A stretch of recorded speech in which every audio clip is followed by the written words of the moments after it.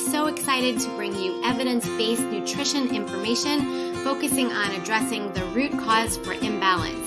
Food has the power to help you achieve lifelong optimal health without the side effects of prescription medication. Subscribe on Apple Podcasts, Spotify, or any other podcast platform. I am Stacy Seslowski, functional nutrition registered dietitian. And I am Leah Grace Barrick, functional nutritionist. Stacy, it's not live. Yeah, it is. Are you sure? Positive. Okay, sorry about that. Hello, everyone, and welcome to the Power of Food podcast. We have a very special guest today, Deborah Maragopoulos. Deborah is an intuitive and integrative family nurse practitioner who has spent over 30 years blending the science of medicine with the art of healing to help thousands of people heal from a variety of symptoms and thrive by treating their hypothalamus. Specializing in neuroimmune endocrinology, Deborah focuses on optimizing the function of the hypothalamus, the maestro of symphony of hormones. She is the author of several books, including her latest, The Hypothalamus Handbook, which outlines the steps people can take to start healing their hypothalamus on their own. Known as the Hormone Queen, she's made it her mission to help everyone balance their hormones and live optimally, no matter their age. Welcome to the Power of Food podcast, Deborah. Thank you very much for having me. Well, we're very excited to have you on. This is a really, really interesting topic that we have not had someone on to talk about yet. So we're really looking forward to chatting with you about this because I feel like it's also something that a lot of people don't know about. So I'm really excited for our audience to learn from you and learn about what this hypothalamus is and how we can affect it and all of that. But to start, can you just tell us a little bit about your background and how you got into this world? So I became a nurse when I was like 23. And at that point, I also delivered my first baby.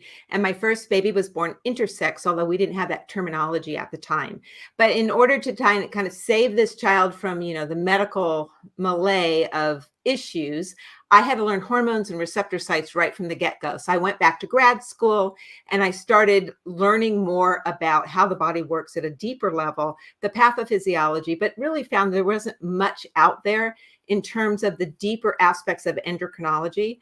So I went into family practice. I did women's health for a while. Then I started my own integrative practice, trying to dive even deeper into neuroimmune endocrinology, all that biochemistry that interfaces. And as I was doing that work, and also because I think the universe supports what your goals are and your life's purpose, I said to the universe, I want to learn everything about neuroimmune endocrinology. And so the universe sent me the sickest people on, the planet practically, and they'd be coming in busloads. So these are train wrecks in medicine. They've got all kinds of conditions, neurological conditions. They have endocrine conditions. They have immune issues. They're not sleeping. They're not eating. They're on lots of conventional medicines. They all wanted to come to me for more natural, switch me over, lifestyle supplements, bioidentical hormones instead. And so I was giving them all kinds of stuff, but feeling like I just traded the natural for the conventional. I really didn't get to the root of the issue. And so that then led me to start really wondering, what am I missing? Why am I not practicing upstream medicine? Not that that was a word back then. We're all practicing downstream if we don't figure out the root. And I happened to get, this was like 1998, a magazine in my office, the ones you get to see when you're a patient, although I got scientific ones. So this was Scientific America, and it had some fat white mice on it. And these fat white mice had very similar symptoms to a group of patients I was seeing who were depressed. They weren't sleeping. They were overweight. They were hypothyroid. They had adrenal issues, insulin resistance. And they were on a multitude of medications. And with these mice, they sacrificed them. They killed them and looked inside their brains. And they found that in their hypothalamus, they weren't producing enough pro-opiomelanocortin. And that was my bingo moment. Oh my gosh, this is what I'm missing. So I started really focusing on, okay, what does the hypothalamus do? We learned it in nursing school. We learned it in medical school, but we don't really apply the knowledge. And so how could I apply that knowledge? What do I need to feed my patients in order to fix this problem? Could I optimize their hypothalamic function? And that just led to a whole, I call it my 5 pillars of optimal hypothalamic function, just ways to improve the hypothalamus. And we'll talk more about what the heck that is.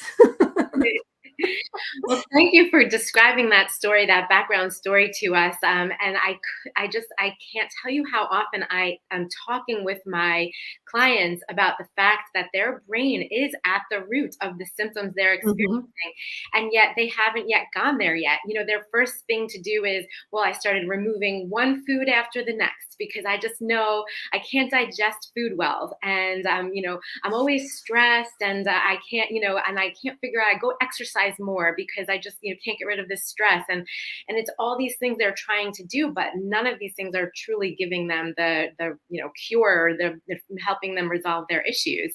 So I'm like, okay, let's talk about how the brain is connected to the gut and how it's connected to inflammation and all these things. So I'd love to hear what your 5 pillars are. I mean, that's an easy next question to find out how you're describing this process to people. Well, let's talk about first where the hypothalamus is and why it's amenable to these 5 pillars, because I think that's super important from the anatomy and physiology.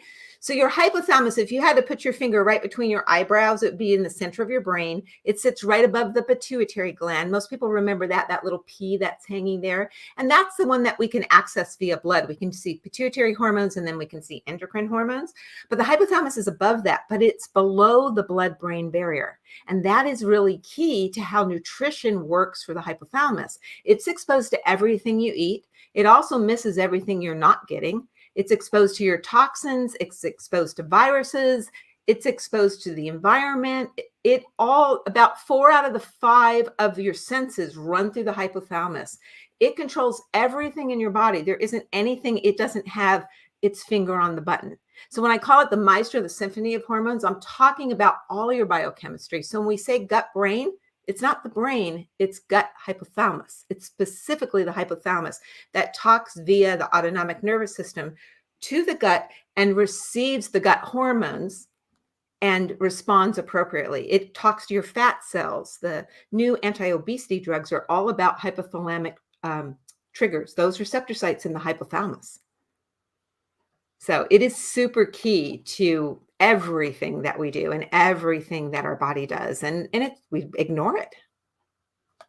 So interesting too about the blood-brain barrier too. So it's like everything you're eating, all of the toxins you're exposing yourself to, like you mentioned, everything you're not eating that it's not getting access to. So how does the hypothalamus play into nutrition? How does nutrition impact it?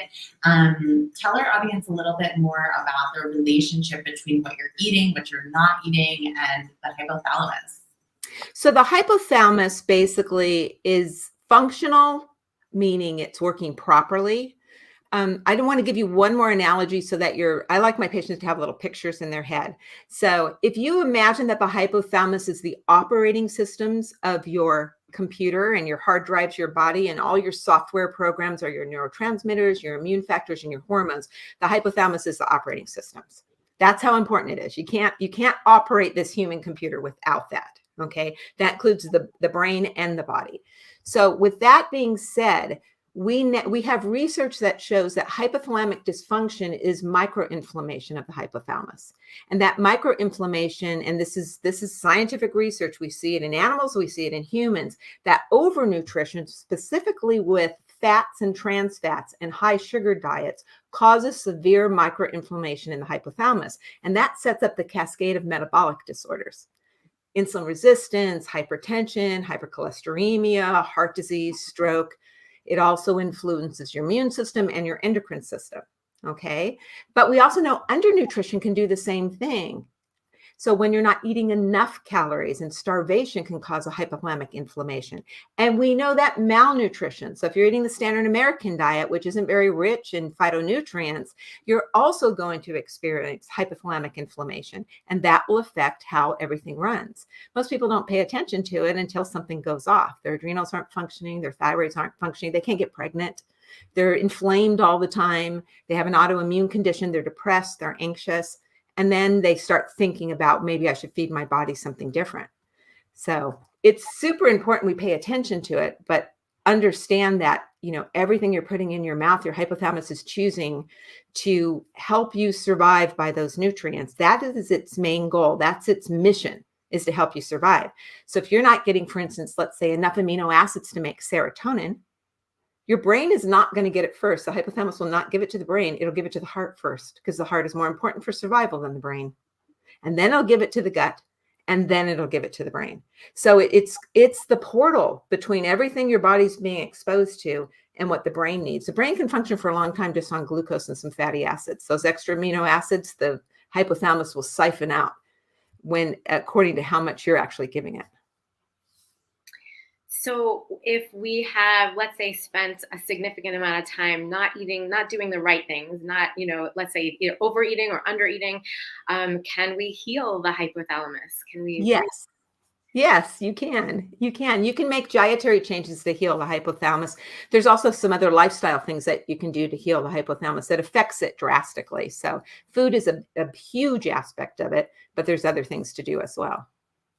And how would someone know, like, if they had a problem with their hypothalamus? So that's a really good question. So there isn't any specific testing for the hypothalamus like there is, like, say, for diabetes. And that's because you can't get to the hypothalamic hormones. There's a few you can test, like vasopressin and prolactin, but oxytocin, but you can't really get to the hypothalamic hormones that are the upper aspects. So for instance, most of your clients probably have heard of the HPA axis, the hypothalamic pituitary adrenal axis. That axis runs through all the endocrine system. You got hypothalamic pituitary thyroid axis, hypothalamic pituitary gonadal axis. So this axis, this feedback mechanism, is actually affecting all of the endocrine system.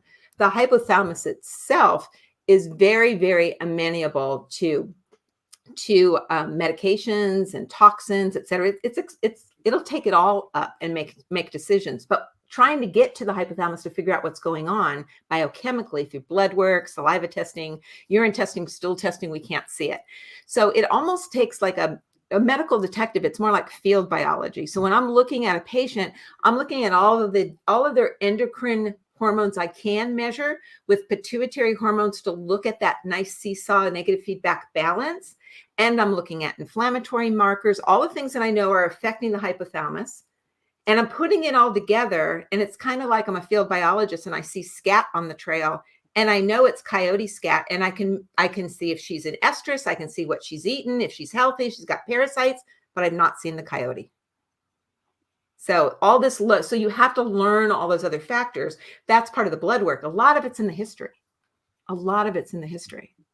Almost every person who's had some kind of brain trauma has hypothalamic dysfunction.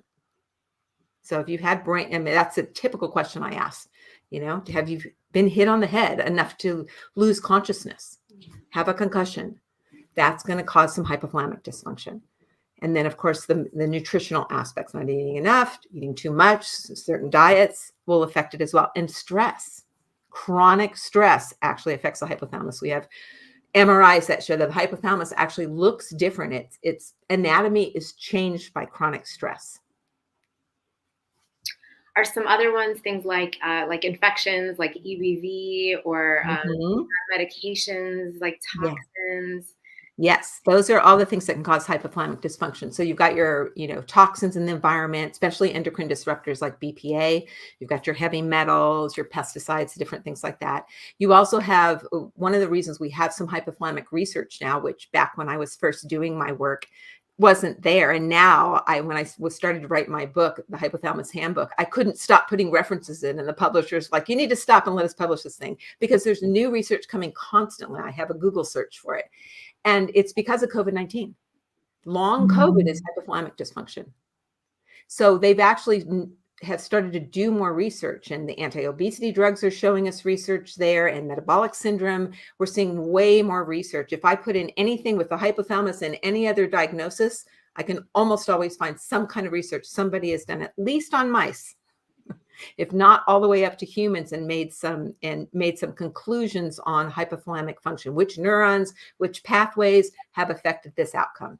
So we're finally seeing the research of what I've been doing in clinical practice, kind of from the seat of my pants for 30 years. Now we have the research to say, yeah, this is actually how it works. Maybe we should be looking at this thing. Yeah, it's so interesting, especially about long COVID, because that's something so many people are struggling with not a lot of answers. So that's actually really exciting that there is more research in that area as well. And I'm curious about the research related to nutrition and hypothalamus. Is there a lot more of that that's coming out in the specific nutritional interventions that people can do that really do impact the hypothalamus as well? Yes, they've actually looked at some specific nutrient families, not specific nutrients. So, for instance, amino acids are uptake by the hypothalamus very easily. Most of the research has been done on branch chain amino acids, but it does affect hypothalamic function. We also know phytonutrients from a wide variety of plant foods. Most herbs, most botanicals will be picked up by the hypothalamus. And we also know that PUFAs, specifically omega-3 rich PUFAs from like sea vegetation, are very, very beneficial for hypothalamic functioning. So my question is, if the root cause for this type of hypothalamic damage is something other than nutrition, then can we use nutrition as our way to heal it? Or are there other techniques or strategies if it were because of infections or toxins or something else? So I always start with nutrition as for the healing basis. So even if I'm going to have to clear up some underlying viral infection like Epstein-Barr virus hidden in the cells, or a chlamydia virus, or some of the virus or the bacterium, some kind of infection, or if I'm going to have to detox somebody from heavy metals, or we're going to have to detox pesticides, etc. I always start with nutrition to start to give the hypothalamus some roots, to start to allow it to start to do its own work and start to heal itself while we're detoxing, while we're using antimicrobials to get rid of some of these germs and things.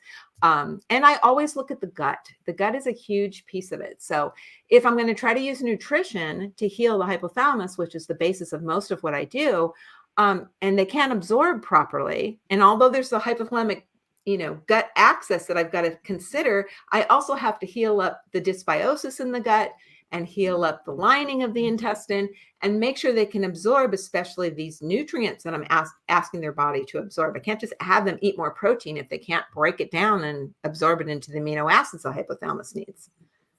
So it's yes, I use food, but sometimes I have to use supplementation until they can actually break it down. But I start with the gut. The gut is a huge piece of healing their system so their hypothalamus can function properly. Yeah, and that's such a good reminder of really the beauty of functional medicine and holistic health and looking at the whole body, because of course the gut is involved, and of course these other things are involved. So it's never just one intervention, one thing. It's often multiple things kind of working together. So that definitely makes a lot of sense.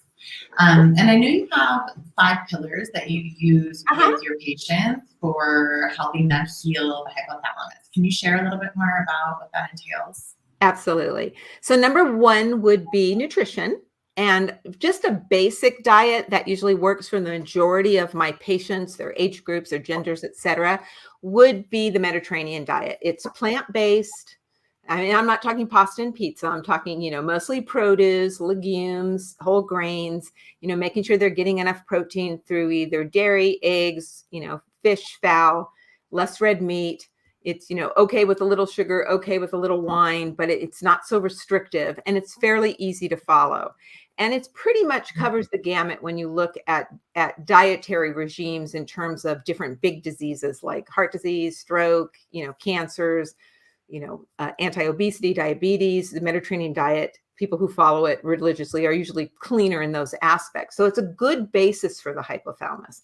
I will get more specific with my patients and look at and do a body composition and look at their lean body mass and make sure they're getting an adequate amount of protein and fat for the lean body mass, and look at their activity level and whether or not they need to lose excessive adipose tissue, and then calculate how many carbohydrates they need per meal in order to, basically get their body composition so it's most metabolically active. So I get down and dirty with them, but I'll kind of start at that aspect with the Mediterranean-based diet. So that's number 1 is nutrition. Number 2 is sleep. So I mean, they can't eat well enough or take enough nutraceuticals or think themselves into wellness if they're not getting enough sleep. And the hypothalamus is it controls your circadian rhythm, but it's also very sensitive to your sleep hygiene. We use that terminology in the hospital and medicine, but it basically means what's your habits before you go to bed?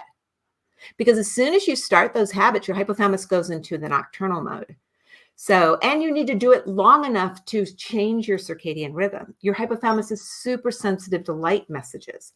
The optic nerves run right along it. So it very much is sensitive to what's going on with the light. So if you're on a device with a screen that's throwing out blue waves, your hypothalamus thinks it's daytime. So if it's midnight and you're on these devices, it's going to be 3 more hours before you make enough melatonin. The hypothalamus triggers melatonin production from the pineal gland via melanocyte stimulating hormone, one of its main hormones that it produces.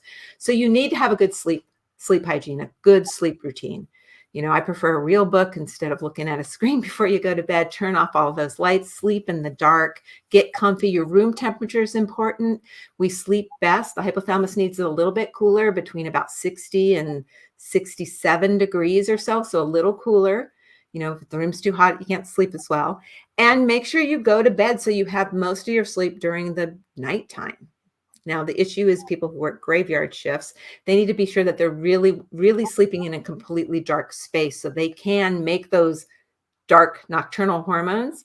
Those hormones are super important, not just for you to get enough sleep, but for your immune system to function properly. The hypothalamus controls immune function through a hormone called prolactin. And prolactin actually is produced about 3 hours after melatonin. It peaks and it lasts for about 8 hours. So if you're not going to bed on time, you've got those lights on, and you're making prolactin into the daytime at nocturnal levels, you will show signs of autoimmune inflammation because your immune system's attacking things that it shouldn't be attacking. So you have a different hormonal milieu at night than you do during the day. You have different function. You don't want the immune system super active during the day. You want it to clean house at night. So there's just so many factors there that people don't pay attention to and think that they can just, take a sleeping pill and it'll be fine. Not if you've got all the lights on in the room and the TV's still going, that your hypothalamus is still getting stimulated. And it is before survival. If the sun's really not down, your hypothalamus is helping you survive. So it's keeping you on that low, that upper level of sleep. You're not really in that deeper sleep, that restorative sleep, because you might have to jump up and run away from danger.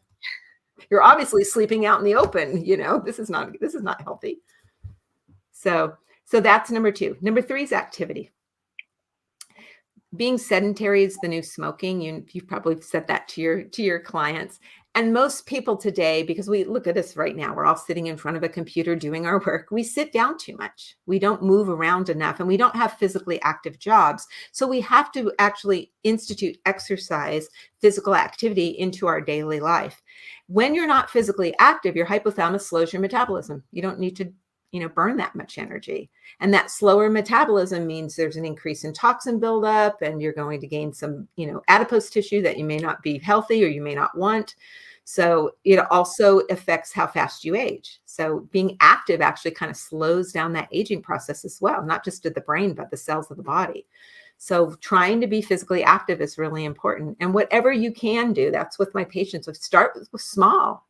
If that means all you're doing is standing up every 30 minutes, yes, take that smartphone and set an alarm. And, at 25 minutes of sitting down, stand up for 5 minutes and move around, and then I'll tell them to do some little body exercises like wall push-ups and tricep dips and, jumping jacks, whatever. Just start moving around. And they have studies that show just that 5 minutes every 30 minutes improves metabolism, improves insulin resistance, improves lipid measures. It's not going to give you the cardiopulmonary function of aerobic activity, but you'll start to see improvements. So that's number 3. Number 4 is your healing mindset. I don't have enough, fantastic bioidentical hormones to dip you in, a pristine diet with a chef to go with it, a personal trainer and the perfect sleeping regimen. If you have a mindset that is more attuned to believing in your disease process and that you can't heal, that's how the placebo effect works. So a lot of people get in their own way with their negative mindset. So healing it's really important that you're focusing on what's working. And I've seen patients literally worry themselves into tumors And I've seen them heal themselves through a shift in their mindset. So we have to think about that too when we're counseling our patients and helping them through what's getting in their way, especially with dietary changes, because a lot of food has emotional aspects, as it should. And there's memories related to taste and texture and smell that may relate back to childhood experience that may or may not be good or bad or indifferent, and then kick up a whole bunch of issues for these patients. So we need to really think about helping them through that process and what's getting in their way, talking about, are they emotionally eating, what's actually happening there. And then my fifth is nutraceutical support. I support the hypothalamus nutraceutically. Are there specific herbs or remedies that you recommend, and not brand names, but like just types of herbs that you think are most helpful? Well, I'm not a believer in single treatments, just because it kind of throws off the whole balance. So what I put together is kind of a potpourri of ingredients for the hypothalamus. So the focus is amino acids, those sea vegetations, and a variety of phytonutrients from different whole foods and botanicals. Support for the digestive tract is important. So, if they need pancreatic enzymes, probiotic support, all of that helps, because remember, the gut's talking to the hypothalamus as well. So it's a combination. And then according to the patient's genetic issues, I may do more specific nutrients. They have a methyl tetrahydrofolate reductase issue. They may be getting sublingual, folic acid in its active form or injectable, things like that. But only if they have those specific issues. I try to get it from food, but even with the best diet, I was raised on a Mediterranean diet. My last name's Greek, but I'm Italian. So I was raised on it. My husband was raised on it. We raised our kids on it. But I'm also living in Southern California. I'm not living in Southern Italy. So I'm not getting the same foods that my DNA grew up with. So that's why I think that we need a little broader base in terms of those different plant foods to actually give that potpourri of nutrients, micronutrients, especially phytonutrients, to the hypothalamus. Yeah, amazing. Well, thank you for all of that information. It sounds very comprehensive with the 5 pillars and really touching all those different bases that really impact health and the hypothalamus and all of that. So amazing. Before we let you go, we would love for you to share with our audience just 3 tangible takeaways that they can take away from this podcast episode to help them start to nourish their hypothalamus. So I would say, this is something you can do right now, tonight, today. Okay. So the first thing you're going to do is turn off your devices after dusk. No more blue light coming from those devices after dusk. That will start your sleep routine. Second thing you're going to do is you're going to introduce a new plant food, some kind of produce, some kind of, veggie, fruit. And you're going to do that every single week. You're going to introduce something new. Get a little variety in there. And I find that most of my patients don't know how to cook very well. So if you need to take a cooking course, you need to do that, but you need to start eating foods that are a little bit different and try to spread that variety out. Okay. And then the next thing is, I want you to think about setting your intentions for health. So instead of starting off your day like jumping up out of bed and you got all this stuff to do, and I'm too tired because my prolactin's too high, so I got to take a bunch of caffeine, and why don't you sit down for a moment, maybe keep a little journal by the bed. Maybe you're going to talk it into into your phone. Maybe it's a phone journal, but I like to write because there's something very, very healing about putting things down, and just write out, what are you grateful for? And then what's your intentions for healing for today? Today, I'm going to take that walk.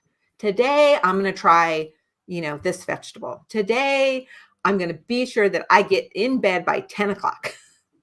And then just set those intentions. And then in the evening, what was good that you did today? Don't beat yourself up. What did you do? What did you accomplish today? What did you learn today?